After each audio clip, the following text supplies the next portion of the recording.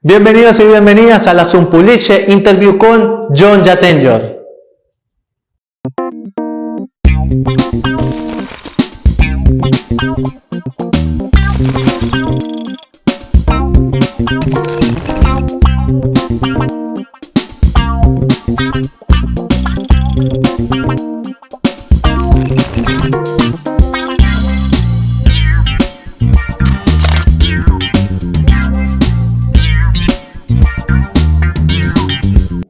Hello. Hello, Jin. How are you? Hello, Jin. How are you? Hola.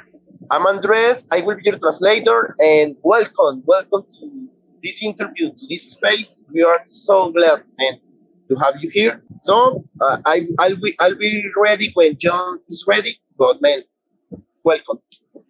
Oh, thank you. Okay, Jhon, pues le di la bienvenida. Le dije que cuando estés listo y nada, comencemos. No, claro, o sea, para mí es un honor tener esta oportunidad con usted, Jim, porque he admirado mucho su carrera, bueno, no solo en actuaciones, sino también como coordinador de dobles Stuntman. Entonces, yo creo que ahí comenzaremos con preguntarle sobre, más bien en el tema del cine, que es, ¿cuál es esa percepción, sí, dada a su conocimiento no solo como cineasta, productor, hasta escritor, sino como cinéfilo, una persona amante que día a día disfruta del cine, que la generación de cineastas deban conocer? Me explico. Uno debe diferenciar y ejecutar un género de acción con temas de la realidad social. Hablo, por ejemplo, de tu actuación y te felicito por actuar en The Collector y el asesinato de Nicole Brown. Tú fuiste O.J. Simpson. ¿Cómo hace para que eso genere altas expectativas y pueda cumplirse de manera real como cinéfilo? Okay, sorry. This is a long question, but a very, very, very important issue. So I will see if I can translate everything. Okay. What is your perception, given all your knowledge, not only as a filmmaker, but as a moviegoer, that this new generation of filmmakers like us, because we, Jhon, César, and myself, we are indie filmmakers, to difference and do a good action genre with social issues, like, and of course, congratulations, your roles in Dead Collector and the murder of Nicole Brown Simpson, in which you play the role of O.J. Simpson. It's a very tough subject, a very great subject, and we want to know how to combine the action sequences with social issues. You know what? I think it's a way to get a conversation started. It's like when you step out of like film into the real world. Like, it's very hard to tell people certain things in real life and accept certain things in real life. Sometimes it's just too hard. Like, we don't want to hear like this person, okay, like playing O.J. Simpson, this person might have possibly killed someone in real life. And then to see it and talk about it. Even when I played the character, like, for me to do it, I had to look at materials and things. And I was just like, now, is this something I want to do, you know, as a career? Do you want to tell these type of stories? And me personally, I feel like for me right now in the space that I'm in, I like to be spoon-fed things. Like, that was very like in my face. I'd rather have got it a little bit of it. So when you take like action or film and then you put real life situations in, you can kind of spoon feed this person what you want them to know. Because we all know that there's like an undertone to what's being made. Like, when we watch this particular scene, what are they really saying?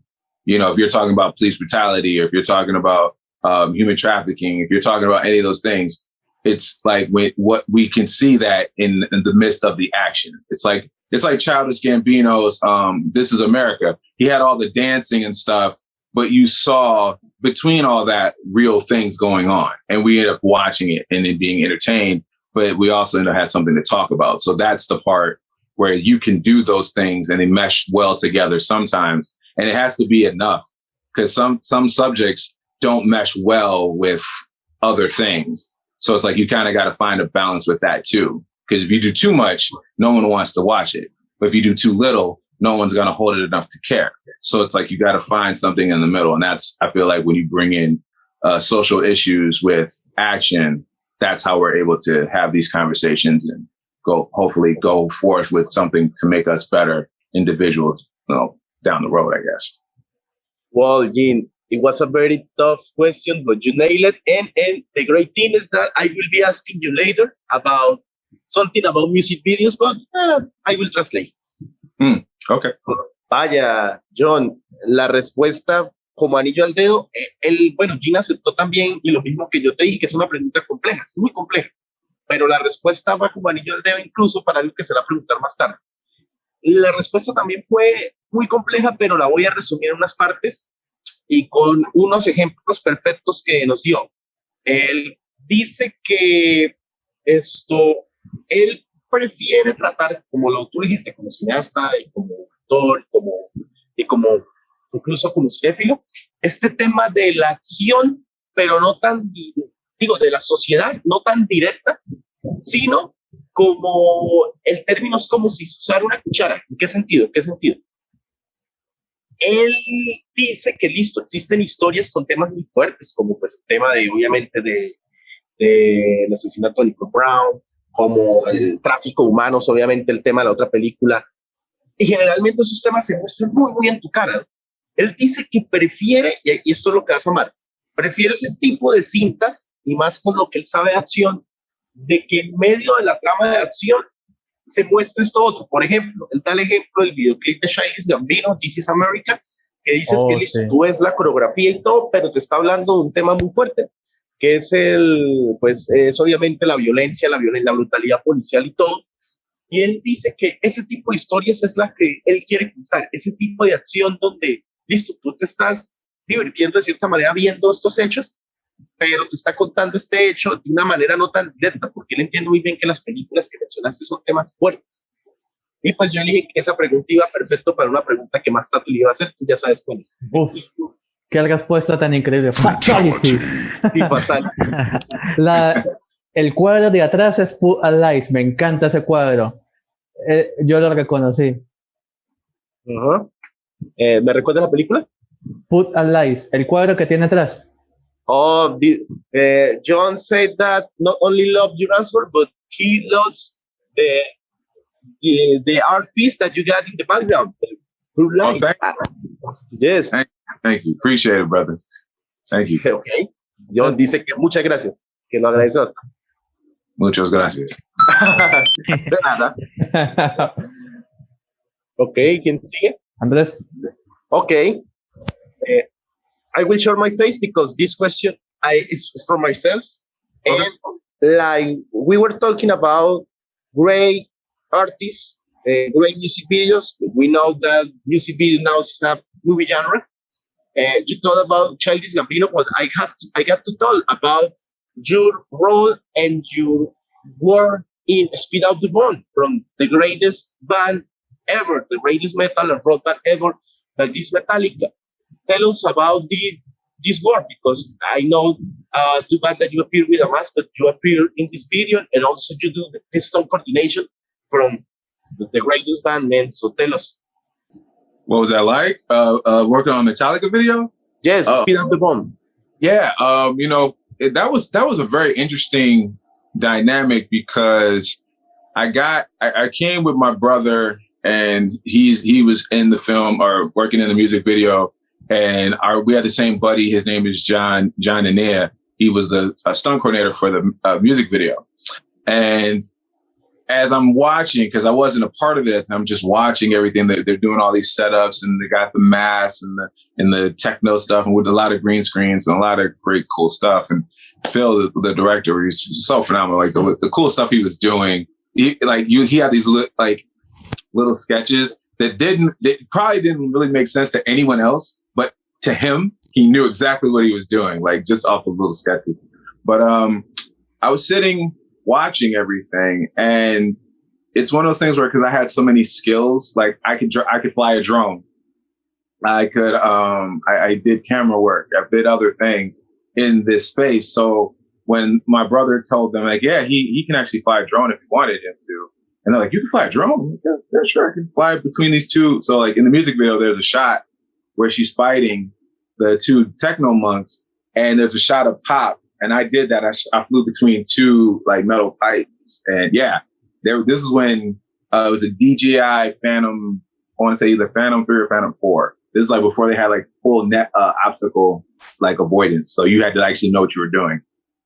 And so, yeah, it's up there. And then they're like, what else can you do? So I got on a hoverboard and I'm riding around shooting with a camera. I'm getting BTS. And then they were like, well, let's see what you like. They let me shoot. And then they saw I could do that. And I think the only reason we couldn't use my footage was because like the camera was different. But it was still cool to be in that space. And they had the steam and the lights coming through. And if you're in the camera, if you're a director, like to be in that space, you just like checking it out. You're like, oh, this is so cool. It's like grande. It's like really, And so I'd be able to do that. And they're like, hey, I know you said can you come in for a day, wear the mask and do this scene? We need to do a pickup shot. I was like, yeah, sure. I'll come and fight thing. And so now I'm in it. Now I'm fighting and now I'm getting, and she has an amazing punch. That was real. It was, I was like, okay, I know if we ever go to a bar, we're good. You can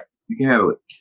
There's women are coming through now. So that was just a lot of fun. And then to see it all put together, because you have to trust, again, that's one of those we have to trust the process of everything. And then when it came together, you're just like, oh wow, the visual of the techno guy doing this, and there's like millions of us, and there wasn't a million when we did it. It was just like movie magic. You got to see behind the scenes. So you're like this BTS camera with your eyes, and you're just like, this is so cool. This is so cool. And you're looking at the props and playing with the stuff, and the actors are great and just on point. Everyone's just having fun, and the crafty was really good, so, it was just a lot of fun. Yeah. Andrés, micrófono. And it's a great video. I love Metallica. Okay, I will translate. Bueno, es interesante y espero Jhon y César hayan visto el video. Porque dice que fue ¿cómo le comento? Un amigo de él fue llamado. Y era como que, ¿quieres venir acá a colaborarme en el proceso de este video? O sea, él no había sido llamado como tal a interpretar el rol que interpreta ahí, ¿no? Entonces dice, tú sabes muy bien que ese video es una gran producción. Tú sabes que Metallica... Muy buena producción. Muchísimo dinero. Es gracioso porque muchas tomas, y, o sea, empezó como un proceso como que, bueno, que necesito que seas como asistente de cámara, de muchas tomas de dron y muchas tomas, incluso tuviste unos vehículos, unos hoverboards, él hizo esas tomas, como que ten la cámara. Y él decía que pues era increíble para él en un set, pues es un set de, tú sabes, green screen, pero era gigantesco. Pues él está haciendo las tomas, él no sabe bien si el director las usó o no, pero él estuvo ahí haciéndolas como asistente. De repente le dicen como que ven, ayúdanos en esta coordinación de la pelea. Dice que, creo que ¿te acuerdas de una toma donde hay un salto enorme, gigantesco? Gigante, eso era. Es él. ¿Es él? Sí. Oh. Y lo más increíble, resulta que de repente se viene la escena final, que tú sabes que es la pelea contra el dios tecnológico, y él le dicen, pero bueno, necesitamos más, digamos, como más monjes, porque él interpreta los monjes. ¿Quieres hacerlo? De una. Creo que te acuerdas que hay una escena donde le dan un golpe muy fuerte, ese golpe es real. Dice que la actriz podría estar en un bar con él, ayudando en las peleas, porque en realidad es una coreografía muy, muy real. Y cuando terminó todo este proceso, este video, pues para él fue pues ver la magia del cine, porque pues tenían que imaginarse todo, y este video hay muchísimo CGI, muchísima producción, y pues como pues bien se había mencionado lo de Childish Gambino, pues todos los videos de Metallica es parte ya de la historia. Wow. Entonces, esa fue la participación en este video. Gracias. Oh, man, eres un hombre con mucha energía y fuerte, ¿no? Sí. You're a man with a lot of energy, is saying Jhon. Yeah. You got that. It's because you love it. You have passion. So it's like the more you get into this business, it's like, and you like take out, business side is business, but the art, if you really start diving into it, you start caring more, you start getting more expressive, you start finding ways to really be connected more. So it's like, that's what it's about. And that's why we enjoy it so much. Like, then you can do that. The quicker you can do that, the quicker your audience is going to be into it. So, yeah. Yes. I love it. Dice Jin que es la pasión que él siente, que sabe muy bien que se tiene que separar con el trabajo, pero que él sabe que entre más rápido se haga mejor. O sea, él siempre está listo para hacer las stunts y todo. Oh, genial. Wow. Eso puedes continuar. César. Ok. Bueno, mi pregunta va por esta serie que la está rompiendo en todos lados, que es el Mandalorian. Quiero preguntarle qué se siente formar parte del universo de Star Wars y cómo fue trabajar con diferentes directores para la misma serie. Okay, Jin, you know that this was coming. Oh, yeah.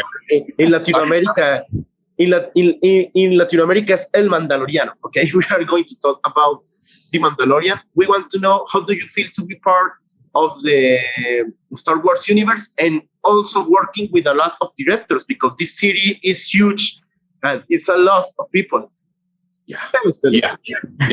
It's okay. It's amazing. It's awesome. It's muy grande. It's all of that. You love it. If to be in anything where it says Star and Wars, you're just like, wait, what is that really happening? Like, yeah, I'm ecstatic every time I talk about it. Like, it's a dream, because I grew up watching Star Wars. Mm-hmm. You know, those was and to be in that space, to hear Carl Weathers say, me and him were talking, right? We're walking places. Jon Favreau, I'm talking to Jon Favreau. I'm talking to Dallas Bryce. Oh, she was so awesome. Deborah Chow, she was great. You know, everyone was so cool. You know, and I even got to pick up Baby Yoda. Like, I'm gonna call it Baby Yoda. Like, my hands was in the show. Like, my hands are inserted, picking up, go doing this. That's me. So I'm like, this is me. This is my life. Like, I'm so happy to be a part of that, and then to, you know, get a plaque and have like something that says thank you for your work. And I'm just like, I felt like I had a small piece to such a massive thing. I mean, you see the craftsmanship and from Legacy Effects, you see the wardrobe people, the detail. I mean, you felt like you were a character. Like, it was so easy to just tap in and be whatever it was. Like, when I had the tentacles on my face and I'm a corn, I'm like, how do I play this? I'm like, oh, I mean, it was just so much fun. You're like a kid. It's like you're paid to use your imagination. Like, this is now. It's like, this is my job. This isn't a job. No, this isn't a job. This is your job. Your job is to make believe, and they make it so easy. Like, I remember the first time I walked on the set, and they had like the screens where they can move around, and you're like in this vortex, and it's like they're shifting things and moving things. You're just like,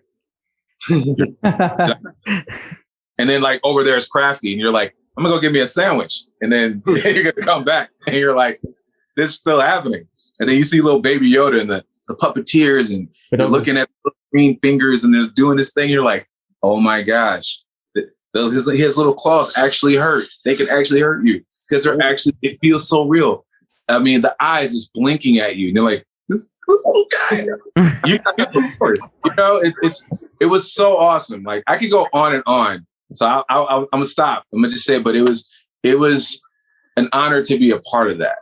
Like, that's my conversation. Like, I have stories that I can be like, yeah, me and Carl Weathers were talking at Crafty, and he said something to me that changed my perception as an artist, as a filmmaker, as an actor. And I'm gonna just tell you real quick, because he was directing one of the episodes in season 2. Mm-hmm. And I asked him, I say, you're directing in this and acting in this. Isn't that hard? He stops me, looks me in the eye. Now, Carl Weathers has an amazing voice. Like, when he speaks, you're like, dang, that's Carl Weathers. You hear Carl Weathers. Like, no one else sounds like Carl Weathers. And is it hard to act and direct? And he looks at me, he says, no, it's not.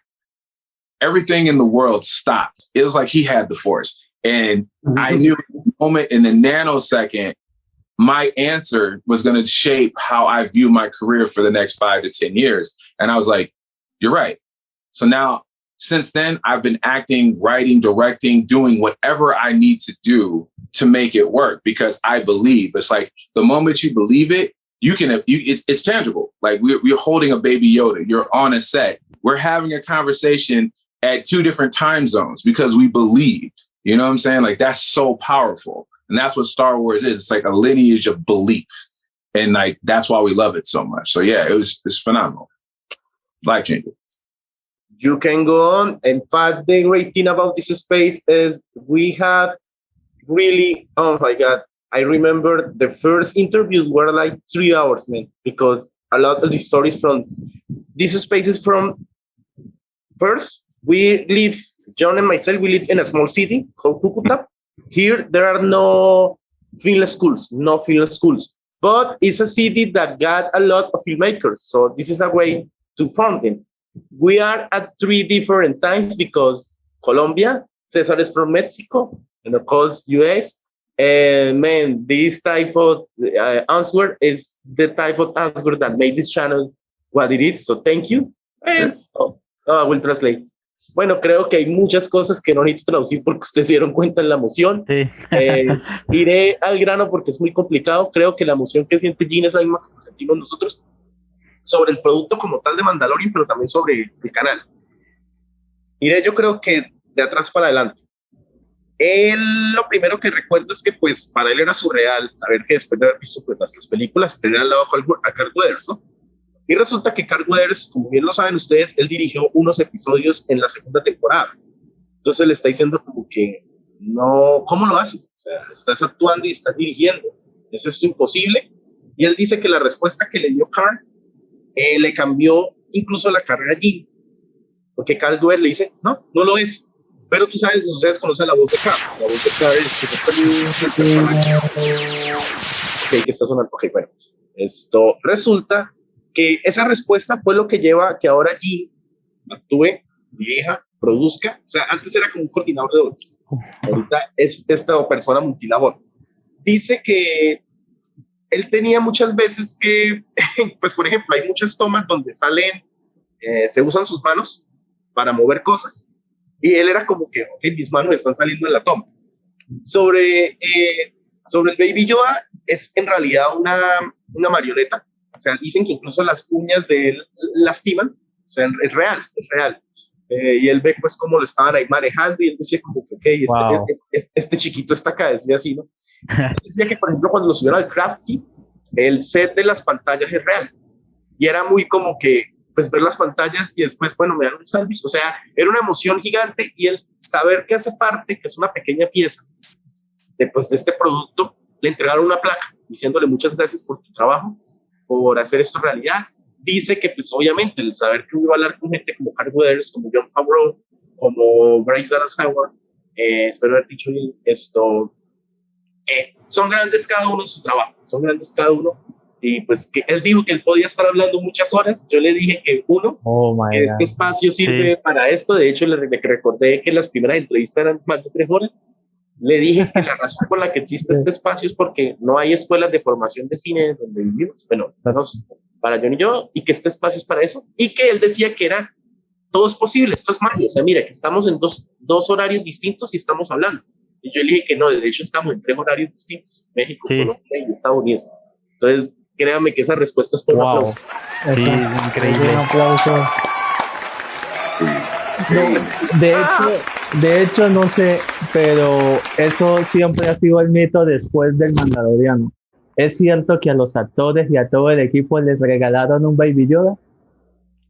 Is fact or is a myth that every member of the cast and crew of the Mandalorian received a little Baby Yoda? You know what? I think some of them did. Yeah, I think some of them did. But Yeah. you not. I actually I do have one. I do actually. Yeah, We will see it later. I got you. Yeah, I will go. Yeah, he's doing the course thing right now, but I'll definitely go grab him. Yeah. Yes, go. I will translate. Go for the little one. Va por el Baby Yoda. Sí, dice que, digamos que es mitad mito y mitad realidad, porque dice que algunos miembros del equipo sí, pero que aún así él tiene su pequeño Baby Yoda. Oh, Y le dije, pues tráigalo. oh my Es la God. toma- Oh es la my toma del billón. Yes. Yes. Wow. Wow. Dude, Grogu. Yeah. Pero, Increíble. Andrés, sigue amazing. sobre la Okay. pregunta más esperada. Yes. This is my second question. Gene, you were in the storm team of I Am Dolemite. This is a very well received film, and of course, this film for me, for myself, is like a very important piece of history because it's the life of Rudy J. Moore. Rudy J. Moore means so much from the cinema that the Afro community did, and from the action, the genre that was called, I don't know if it's well say the blaxploitation, but I feel like he was part of the movement.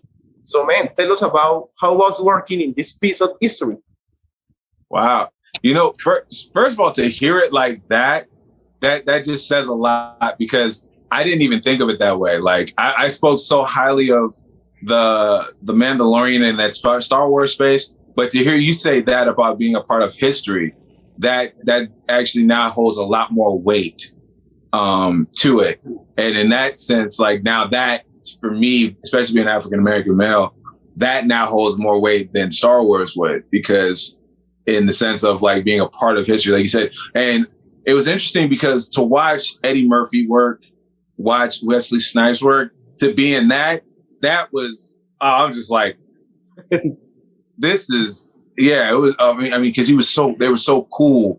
And, you know, and they're both in their thing and doing it. I mean, you can just see it like, yeah, baby, and I'm going to do this today.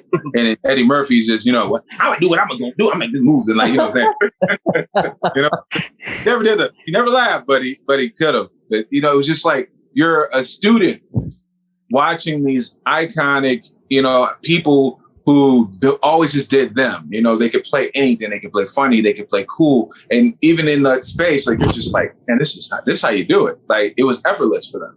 And then you had, like, you know, people from other comedians moving up. I mean, Mike Epps was there. One of the people, not Keegan.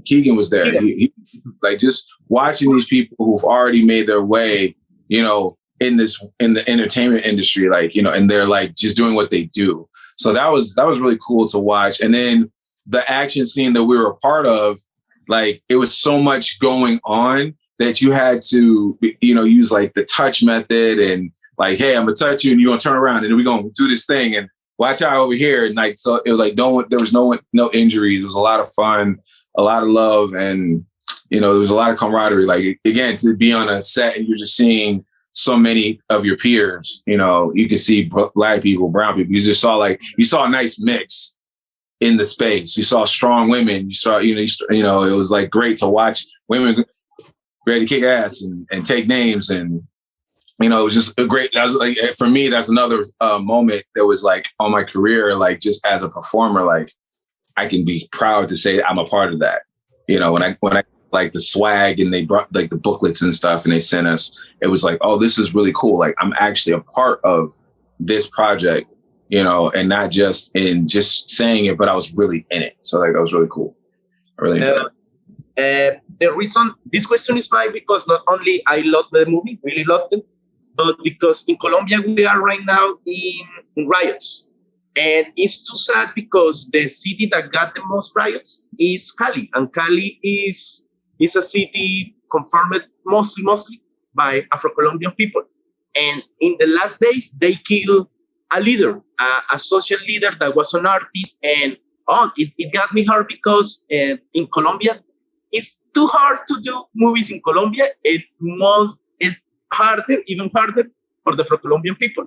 So I feel like every struggle that is happening in the world, of course, in the United States, is affecting us because the violence against the communities we are living in all parts of the world. So for me, it was important because, yes, it's a fun movie, but we can, like Star Wars is part of history. The blaxploitation, of course, is part of history. So, exactly. Man, thank you. Thank you for the answer. Thank you for bringing that awareness to me because now it holds a lot more weight, man. I appreciate that. Dice Jin que, vaya, como tú lo planteas, yo no lo he visto así, porque para mí fue haber trabajado en otra película pero tú nos estás hablando pues de la historia del cine. Ah, claro, porque es que venga la traduzco. La pregunta que yo le hice fue que cómo se sintió el haber trabajado ahí en Dolemite, que habla pues de la vida de Rudy J. Moore, y que pues se convierte en una pieza muy importante para la historia del cine pues, afroestadounidense, ¿no? Porque pues habla del género del black exploitation. Dice que para él era como estar en una película, pero ahora que como yo se lo planteo, él dice que lo está viendo de otra manera y él dice que vaya. O sea, para él lo más grande que él había hecho era pues obviamente Mandalorian. Pero él dice que al yo hacerle esa pregunta, él se pone a plantear y dice, vaya, no, tienes razón, porque pues tenía acá al lado a Lee Murphy, y tenía acá al lado a Wesley Snipes. Ah, no.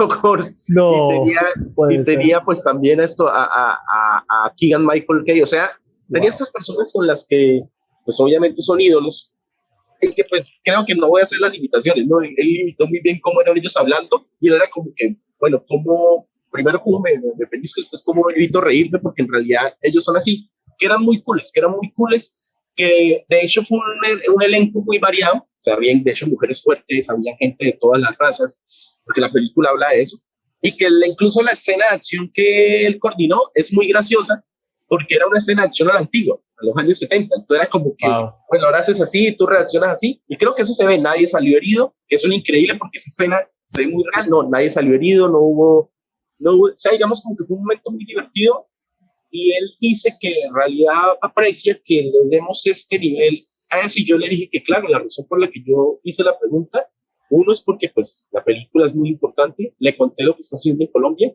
lo que está haciendo en Cali, y que le dije que pues si es difícil para un afroamericano hacer una película y surgir, pero imagínese un afrocolombiano, es que sí es importante hablar de este tema. Él dice que no, que ya va a ver la película con otros, y que es más, si es verdad, él tiene álbumes de fotos con cada producción que está haciendo. Entonces, claro, él tiene su álbum de fotos, el de Mandalorian, pero también tiene su álbum de fotos al lado de Eddie Murphy. No digas que porque él dice que ahora sabe que cada proyecto que está haciendo, pues lo va a apreciar más y decirle a la gente, oh, no, mire, hice parte de esta película. De hecho, en el canal es el primer afroamericano, por eso hay que felicitarlo por eso. Yes, man, in fact, this is history. In this channel, in this little channel, you are the first Afro-American, the first. Oh, well, thank you. Yes. Hey, that's really cool. Yes. Thank you. Gracias. No, a ti, de nada. Ok, John. Sí, de hecho, bueno, ha hablado un poco sobre de la actuación de los Stuntman, pero también hay algo que se debe reconocer. De su desempeño como, bueno, coordinador de dobles para grandes producciones, tanto de series, películas, cortometrajes también. ¿Cuál cree que es la acrobacia o técnica que ha sido difícil de ejecutar? Ya sea por él o por alguna persona que él haya indicado como, bueno, maestro, como supervisor. Y también, ¿cuáles son los movimientos más y menos usados en el cine de acción? Wow, qué buena pregunta. Y espero que la respuesta sea la que creo. Uh-huh. Oh, wow, this is a great question. What is the hardest stunt that you had performed or you had coordinated? And what are the most common and not common movements that are performed in the action genre? Let's break it down. So the first one was the hardest stunt that I've done, and what's the hardest stunt I've coordinated? Yes. Okay. Well, to me, I treat all stunts the same personally, because I feel like that's when you really mess up, is when you be like, oh man, I can do that, because I hear too many stories from my friends that be like, yeah, it was that one that I just was like, I got it. No, so I treat everything with the same. I don't care if I'm gonna fall just sideways or if and I don't know, but I treat them all the same. But the ones that I was like, ooh, okay, this is different. It's a tie. You know what? Okay, so there's the stunt side. So like stunts, there's like the stunt where like a person might get yanked on a ratchet, and then there's fight choreography, where you're doing the fights. Mhm. So those could be two different things. You know what I'm saying? It's like you might hire a fight coordinator to work out all the fight stuff. You'll hire the stunt coordinator to handle like the other stuff. You know, there's going to be explosions around this and so on and so forth. I would say on the Mandalorian being on a ratchet, that was pretty, because I got yanked back really far, and I saw the cut. I was like, I was pulled back way further. They could have used so much, like it was far, and and parts of your body just tighten up in places you didn't know they could get that tight, because you're like, oh. I mean, I was so tense when once I hit, just like I didn't injure anything. I landed how I was supposed to, but internally things were so tight. I was just like, oh my gosh, that was the tightest I've ever felt. It was like, that one. But the fight that was very emotional for me, because I've never done sword work like before. So there's like this big like sequence we did on this Nickelodeon show called Night Squad. Mm-hmm. And shout out to my buddy Josh Tessier for that. He gave me a shot, but it was like sword choreo that I've never, like I've done flares, but I've never done medieval, this to Conan the Barbarian. And I had injured my wrist. It was healing, but the fact that it was like a two-handed sword and someone decided to do like flower movements, and you learn with these swords why they didn't do certain things in real life, because they're like, you would never do that because it's too heavy. You wouldn't want to do this on your wrist. You're like, your wrist would hate you. And my wrist was like, the actor I was doubling, he was doing this really good. And I was like, damn, I have to. And this is when I learned a lot of times when it comes to being the double, they want you to be better than the actor. Yes. So in the sense, like, because otherwise, why they hired you if you can't, so it's like, he's doing this thing and I'm like, I have to do that. And I'm doing it, but I'm not doing it as fast. And my wrist is like, yeah, no. I'm like, I got to go faster. So that, and then learning the choreo with this big, huge sword and learning the angles and like, and that's the thing too. Like when you book a job, that's not necessarily the learning time. It's like, that's the time you have to go. So, luckily for me, I've done choreo, so I'm used to applying movement. So I was like, all right, okay. Instead of me using two hands, I'm using one. Okay, I can do this. And then here's my strike. So I'm like the type of person that I'll go to the side, like I'll go train it even more. Like instead of going to Crafty, I'll go in the corner and then I'll go home and I'll work it. And like, they're like, they do. And so like, that's just how it was. And once we were going, I was like, if I can just get past this one part, I'm good. And I got through it. And I go in the bathroom, I have this moment, and I'm like, I videotaped, you deserve to be here, man. You did this. You got this. You rock, man. I was like, yeah, you do. So then I go back out, and they're like, all right, now it's time for the other part. I'm like, yes. Watch me go. Ting, ting, ting, ting, ting, ting. I'm like, I'm hitting it. I'm like, yeah. And then they go, guys, you guys are too fast. Can we slow it down so we can incorporate that? Oh, my bad. Sorry. I didn't mean to do it like that on them. We'll definitely slow it down. But it was so good because I'm like, And then my buddy at the end, he's like, man, you really held the line. He's like, that was a tough order, but you came through. So that being in that space, that was probably like the hardest thing physically at that time. And then because I've never like sword, and this is a long sword. Like it was like almost as tall as me. And I'm like, yeah. But that and the Mandalorian one, those were personal ones that I felt physically that were like, whoa, okay, this is going to be this one for the books. One I've coordinated. I recently coordinated a commercial, and they needed the driver to come down in a go-kart, like in a restaurant. Now it's just like, okay. Like finding, so like, and again, like I always tell people, put me in a room, give me 5 minutes, because of I've done camera editing, all other things. You could put me in these spaces and I can work.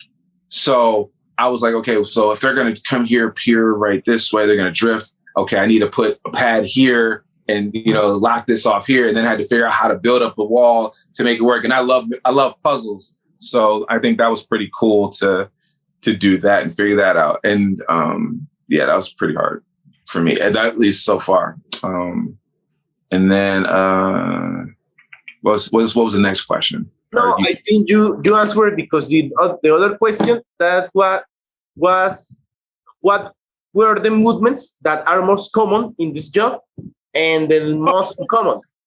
But I think you answered, and I got my little sword. I think Okay. no, I need it for the history. Van a amar esa traducción. Yes, it's a sign. Oh my God. Oh my God. Okay. What we doing? I got you. Yes. No, la espada es perfecta para la historia porque, bueno, vamos por partes. Vamos como ya el destripador, por partes. Dice que, y yo sé que, bueno, es que la respuesta fue larguísima, entonces él dice que tiene que separar lo que son las escenas de dobles de riesgo con las peleas, son muy distintas en su carrera, y obviamente también se tiene que separar lo que se coordina y lo que se actúa. Bueno, escena más difícil para él de riesgos, y creo que esto lo va a amar César y Jhon. ¿Se acuerdan cuando fue lanzado? Hay una escena de Mandalorian donde lanzan desde se puede decir como una especie de trinquetes, que no sé la traducción bien, donde un personaje es lanzadísimo, o sea, se está sosteniendo y es lanzado. Él dice que no fue lo complicado de hacerla, porque él dice que aterrizó bien, no se lastimó, sino que él se dio cuenta de lo compleja que fue la maniobra, pues cuando dijeron corte, dijeron mira lo que hiciste. Fue lanzado muchísimo, fue casi 2 metros. Wow. Él cayó perfecto. Y él dice, vaya, esta acrobacia fue muy compleja. La cuestión es que él estaba tan bien agarrado, o sea, estaba tan bien preparado, porque fue lanzado como una especie de vehículo así, que pues es cuando él hizo su stunt, pues cuando terminó quedó como que, vaya, no, sí fue algo muy complejo. Ahora, la escena de batalla más difícil lo van a amar, porque yo sé que, es más, ¿quiénes son fans acá de Nickelodeon? Fue algo en Night Squad. ¿Se acuerdan? Tú has visto Academia de Caballería, obviamente. Resulta que fue increíble porque en el episodio de la Escuela de Padres de Caballeros, ¿te acuerdas? Un amigo lo llamó. Yo como que le hizo la pregunta, ¿tú sabes manejar espadas? Y él dijo, no. Entonces le dijo, tranquilo, es como cuando coordinas una coreografía. Resulta que las espadas que manejaban eran reales y eran pesadísimas. Y él decía, me voy a destruir la muñeca si hago esto. Resulta que increíblemente el actor, el que está interpretando, era un experto en espadas. O sea, la persona a la que tenía que hacer el doble, y él era una persona experta, o sea, manejaba así la espada, y él decía, ¿yo cómo voy a hacer esto?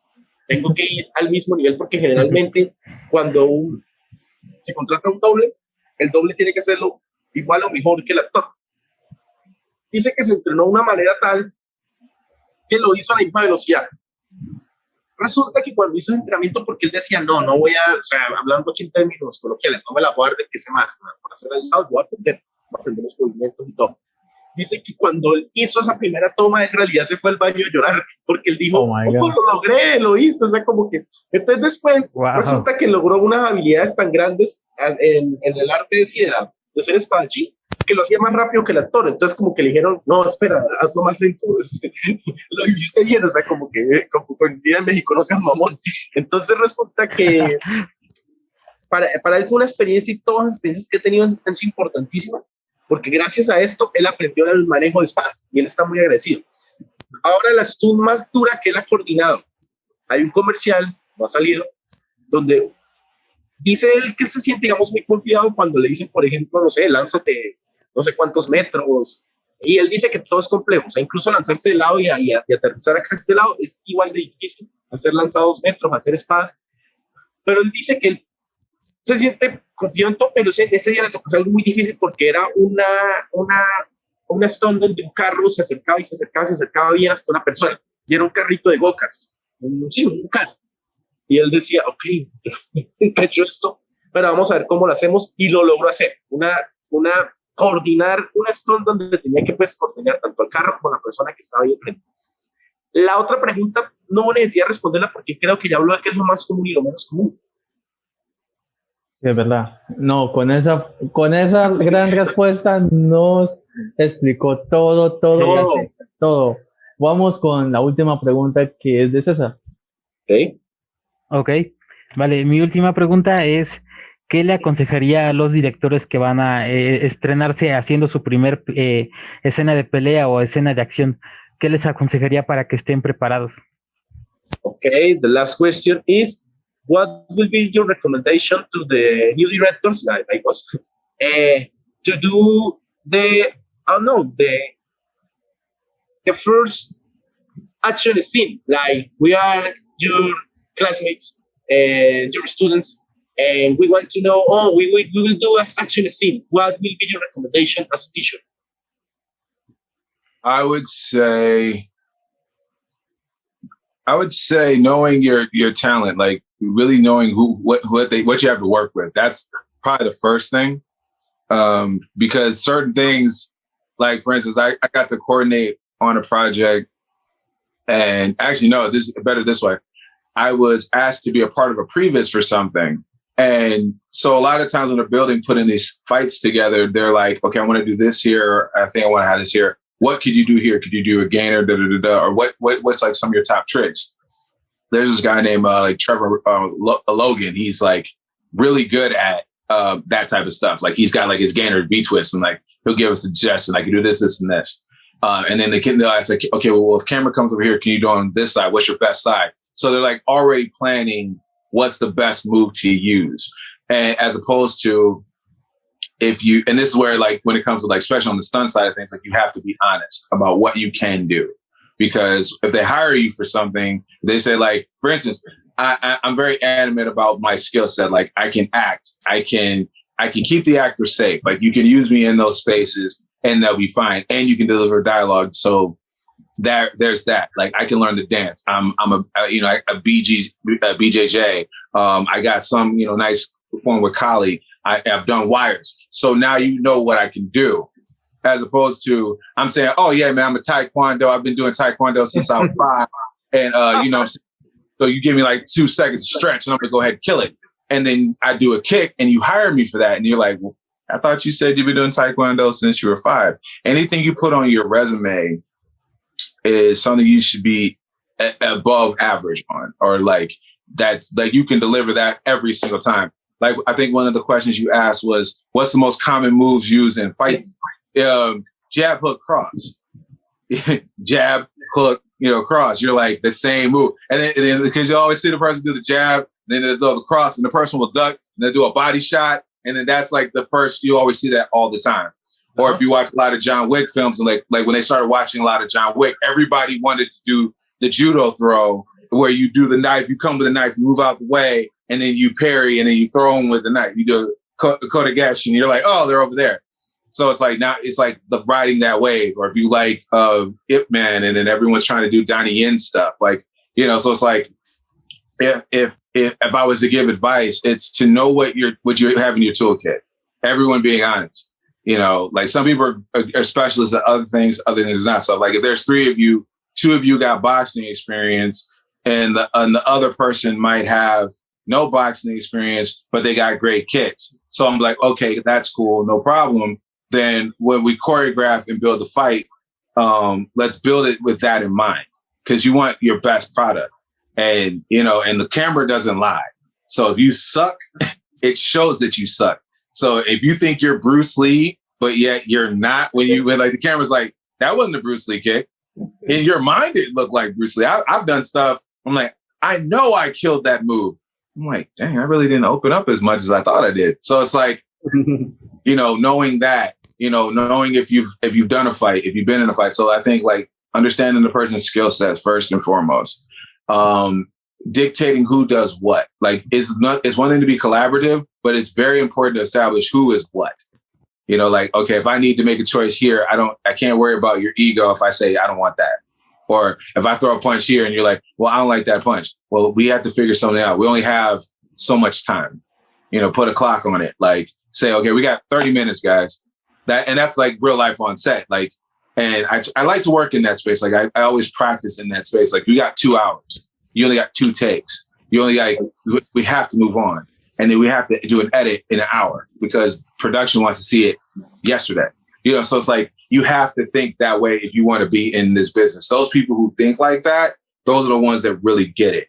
Those are the ones, like, if you want to study a fight, like, you know, like looking at fights, you know, reenacting fights. There was a place I went to, and that was one of their prerequisites, like that you had to reenact fights. Like, you had to go back out, film it, then you had to teach it, and then you had to redo it. And then you had to teach somebody else.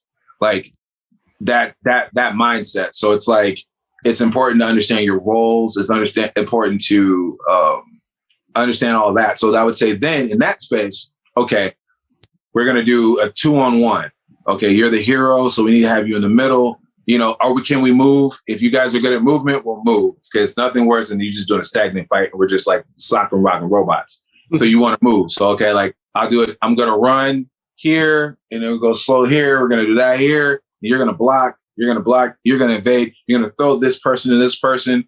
Okay. And then I would say, figure out what type of fight, style of fight, because not every fight is the same. You know, is it an old man fighting 2 young punks? Is it, you know, are you an alien? You know, those movements are different. Like, you watch Godzilla versus King Kong, those are people in those suits doing those movements. So it's like, you know, they didn't, obviously they move like how an ape would possibly move. They move like how a lizard would possibly move, you know? So it's like, is that the situation? Like, let your fist have a story. Don't just have a fight to be having a fight. Like, let it have a beginning, middle, and end, you know, treat it like a story. I would say that those things are important. And being realistic too. Like, if you're like just regular people, then certain punches are going to do certain things. You know, I'm a big guy. So if I'm fighting like a woman who's like 100 pounds and she's like 5'4", you know, I'm 6'2", I'm 213. So if I hit her, you know, it's going to have a different impact as well as she hits me. And so it's like, I'm not going to grab her, judo throw her, because it would look like pulling her. Just, if I'm the hero and I'm grabbing, yeah, you're like, why? It's so mean. But if she's 6'6", you know, 230 pounds, then it's different if I throw her, you know, then it makes sense, you know, or if she's the good guy, you know, is she a superhuman? Because if not, her fighting me, you got to make it make sense. She's going to put in more work. She's got to be strategic. She's got to use stuff. You're going to want to see her use stuff. I would say the good fights are the ones where the hero takes damage. If you're just perfect, like, you know, I only take like 2 hits per fight scene. That's the hardest thing to choreograph, when someone doesn't want to hit the ground or doesn't want to be beaten. Like, I love all my characters I create, because I create my own stuff too as a filmmaker, and I'm getting ready to. They take damage, you know. Like, that's what I love about Quentin Tarantino's fights. Is like the hero takes so much damage. It's like, oh my gosh, how did they survive? I like Kill Bill so much because you see her taking damage. Like, she's not perfect, you know? So I would definitely incorporate that. Like, who's losing? Like, and then like, what type of fighter is he? Like, who's out of the 3 of you, who's going to be the one that has like the smart idea? Are you using the world around you? Are you, you know, like, I'd want to play with that, you know, see who's good at what. Like, if you're really great at boxing, but yeah, you know how to open up for camera. That's another thing too. Who knows how to fight for camera? Like, cause it's totally different. You know, it's like, cause you got to open up more. You got to throw, you know, can we do contact, you know, safely? Like, you know, everyone's got to be open and respectful. And cause nothing worse than you have someone's like, yeah, okay, yeah, I'll do it. And they grab you and you're like, hey man, why you hit me? Hey, I'm gonna hit you back. Like, that's not a cool, I don't like working with people like that. It's like, there's no egos. Like, if was a woman in your group, you know, like, her voice should be able to be heard. She should be like, come on, guys. Like, you know what I'm saying? Like, you know, Mita, like, you know, she didn't have to do that. She'd be able to, like, have a conversation. And I feel like those are the things you need you know, you need to have a beginning, middle, and end. Sometimes it's good to work backwards, like end with your hero punch, like, and so then work back. How did I get here? You know, what style of fight? What are you good at? You know, knowing your roles, you know, and then, you know, if you have time, like, be honest, you know, and that's nothing too. Like, if you know your partner isn't throwing a good hook, don't be a jerk and let them keep throwing that. Hey, man, you're doing this. Open up. I've had people help me out with that. So many people say, hey, open up. Or, hey, you too open. Or, hey, you're too tactical. Be less. Do this. Like, hey, let's work together. Because, again, you want to put out the best product possible. And once it's out, no one cares what you went through in the midst of that. Like, you can't be like, well, you know, I hurt my leg. And then when he kicked me, like, that's why I didn't know. Then change the move. That's another thing, too. It's choreography. There are no surprises. If we're doing jab, hook, cross, it shouldn't be cross, hook, jab at some point. It should stay consistent, you know, and it's a trusting thing because I'm trusting you. So I want to make sure, like, hey, and everyone should be able to communicate. Like, if someone's putting on too much, hey, man, hey, take a little off. I felt that one, brother. Where's the camera? Because that's another thing, too. That's very important. Walking it for camera so you guys can work together because some things will sell in certain places that won't sell in others. And so you got to work together with the timing because if you don't, people will be like, why did that look weird? Sound effects are good. I would say if you know using gun sounds, will actually also work for hits. It gives it more impact. So like just little tips like that. Music is important, you know, intent, energy. And that it's all acting too. Like some people think like stunts and acting is separate. It's all acting. When you're in front of the camera, everyone's acting. I have to make them believe that I can hit this person and they're going to go out the window. Really, if I hit you, you're going to hit the floor, but you're not going to go out the window. You know, so it's like, you know, that stuff. It's like teamwork. It's like understanding each other's roles, being supportive and being open. And what else? Yeah, and just it's really a team effort. Like we're working with the camera, working with the fight, everyone knowing their place, hitting your marks, and then keeping each other safe. Like, you know, hey, if we don't need contact, if we can stack it and it looks like I hit you, then let's do that. We don't have to kill ourselves, you know, and just being safe, you know. Yeah, those are the things I would put together. Oh man, no, I got all the words. That was a masterclass, but I will translate. Una clase completa. Sí. Wow. Ok, pero lo bueno es que capté lo más importante. Okay. O sea, todo lo fue, pero vamos a hacerlo como por partes, por así decirlo, porque en realidad es una clase y hay que estar agradecidísimo. Dicen que hay que entender, se puede decir como que los talentos que se tienen. Ese es el primer consejo. Por ejemplo, refiriéndose a que digamos, listo, nosotros yo alcanzo a hacer uno de 10 minutos. ¿No? Aquí vamos a ir a nuestra primera escena. Dicen, tranquilos directores, si ustedes no saben pelear, pero son buenos escribiendo diálogos, son buenos dirigiendo sus actores, concéntrense en eso. 2, conozcan las habilidades que tienen los actores. Entonces ustedes pueden preguntarle, bueno, no, yo sé un poco de boxeo. No, bueno, yo sé un poco de defenderme. Así no sean expertos en artes marciales. Porque al saber eso, los coordinadores van a saber con qué van a trabajar. Por ejemplo, él dio un ejemplo muy interesante que es... Por ejemplo, él dice que no le gusta ser el que se las sabe todas, sino al contrario, escuchar, porque él se ha reído con muchos. Él contó un chiste muy gracioso de que llegó un tipo diciendo, yo estudio taekwondo desde los 5 años, y resulta que después alguien le pega una patada. Entonces la persona que le pega la patada, bueno, no era que sabías taekwondo, sí, sé taekwondo, pero no karate. Entonces la cuestión es que es bueno saber con qué se cuenta, porque dice que no es lo mismo, y aquí respondo a tu anterior pregunta. El movimiento más común de las peleas es, tú sabes, golpe, venida y esto. Siempre lo vas a ver en todas las películas. Pero al llegarse cintas como John Wick, cambiaron y empezó el judo, tú sabes, la garra de judo. Okay. La cuestión es que él dice que una cosa es hacer una garra. Por ejemplo, dicen que lo ponen pues, allí y a una mujer bajita. Entonces, pues, digamos que si la golpea va a reaccionar de cierta forma. Pero si le hace la garra de judo sería muy cruel. Y que también sería, y que hay que entender eso, o sea, como que hay que entender incluso esas limitaciones, porque la mayor habilidad que debe tener, y él dice que él crea todos sus personajes, hay que entender esto.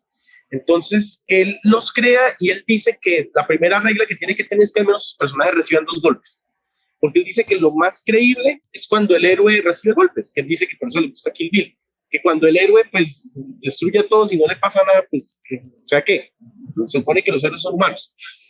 Entonces dice que al saber eso y al entender las limitaciones de sus compañeros hay un respeto, porque es muy injusto cuando, pues, digamos, en la escena se agarran a pelear y pues se están golpeando de manera muy cruel a alguien, entonces como que, oiga, déjenme defender. Y entonces es bueno saber eso, o sea, como que te va a lanzar el golpe, y dice que le gusta mucho trabajar con ese tipo de gente, como que le está diciendo, ven, no, bloquea, ábrete más y eso, porque cuando las cámaras se encienden, todos actúan, absolutamente todos actúan, incluso los coordinadores de riesgo, que eso es como siempre está esa cuestión, ellos no actúan, ¿no? Ellos están actuando también en ese momento. Entonces, dice que también es un consejo, jueguen mucho con la música, hay un beat, las armas también sirven como efectos de sonido. Entonces, el uso de armas para activar golpes también funciona mucho. Suena extraño, pero es verdad. Ok. Jueguen mucho con los efectos de sonido, jueguen mucho con la música. Creo que ahí resumo todo, porque fue una respuesta intensa, pero nada, tenemos que felicitar y agradecerle. Increíble. Sí, gracias. Thank you so much. One more thing. Say it. If in the event that you're doing an action scene and the person hits the person, it happens. Stay in it. In other words, when the person hits you, you're like, "Oh, I'm sorry." You got to do the take again. Now I have to. You might hit me again. Stay in it. If you make contact, don't quit. Stay in it until they say cut. That's the one. That is the one I always like to leave people with. Is stay in it until they say cut. Wow. Aquí nos dio un gran consejo. Digamos que somos los actores. Bueno, John, por ejemplo, que tú actúas. Digamos que César te está dirigiendo. Si a John es golpeado y muy fuerte, pero John, pues digamos, no tuvo un knockout, no cortes, sigue la toma. ¿Por qué? Pues es mejor quedarse con esa toma a que después repitan la toma y te van a volver a golpear y te lo van a golpear más fuerte. Entonces es mejor quedarse con esa primera toma. O sea, si te golpean, aguántate hasta que el director te diga corte y ya, porque es mejor usar esa toma a que, mírate, pues te rompió la nariz y te lo va a romper en la siguiente toma, ¿no? No, créanme que estos consejos es la universidad. Valen oro, sí. Valen oro. Bueno, Jin, sus redes sociales y un saludo para Colombia. Okay, Jin, we got 5 minutes, so let's tell us your social media, and if you want to say something to the people from Colombia, from Mexico, from Latin America. My canal. Thank you. Muchas gracias, everyone. You guys are awesome to even let me be on this platform. I really appreciate it. First and foremost, it was a real blessing, today to be able to share time with you. You guys, because of this, you made me think about things with my own history that I didn't even think about. That really stuck out to me today. That's a real blessing. So I just want to thank you and everybody tuning in. As you create, keep creating, keep moving forward. This is the perfect time to do you, to find your way, to find your path, and show representation the way you want to be represented. You don't have to wait for anybody to do it. Don't have to be that beast that they put in a box. Think outside the box, make it happen. I'm doing the same thing. And, so again, thank you for that opportunity. I appreciate you guys. And if you want to follow me, I'm on Instagram, Jhon_Freeman. And that's the same thing for my Twitter. And I have some new stuff coming out pretty soon. So I'll be excited to talk about that, and I am my ancestors' wildest dreams. And so are you guys. And you guys are awesome. And I really appreciate you guys and your energy. So thank you. Thank you, and I will respond from John, and you can share us when disnews.com. This channel is your channel, and I will translate. Dice que se siente muy bendecido, o sea, blessed, porque le hicimos pensar el rol que le está tomando en la historia. Claro, obviamente, o sea, pues créanme que las producciones que está haciendo, pues es histórico, que le están haciendo repensar la carrera, que se siente muy bien de haber compartido este espacio con nosotros. Bueno, ya saben, Instagram y Twitter, Jhon, diríamos acá rayita abajo, Freeman. Y nada, él dice que nos va a compartir, se vienen proyectos. Yo le dije que ahí tomé la palabra de John y le dije que nada, apenas salgan, el canal es tuyo y siempre. De una. Vamos a tomar la foto de despedida, pero quiero con Baby Yoda. Gene, we got 3 videos. Please bring out Baby Yoda because we're going to take the picture from the social media. And I will bring my sword. Okay. All right. No, thank you, man. Wow. Gracias. Gracias, Muchas gracias. Jim, por esta oportunidad. Gracias y muchos éxitos y Thank you. agradecidos. Thank you, man. Love, success. Bye, bye. Ciao. Chao. Ciao. Ya saben, en la Sunpuliche Interview con Jhon Jatenjor los invita a suscribirse, darle me gusta, compartir y disfruten de estas grandes entrevistas inéditas a las grandes celebridades del séptimo arte a través de las traducciones simultáneas del inglés al español y del español al inglés y muchas curiosidades más.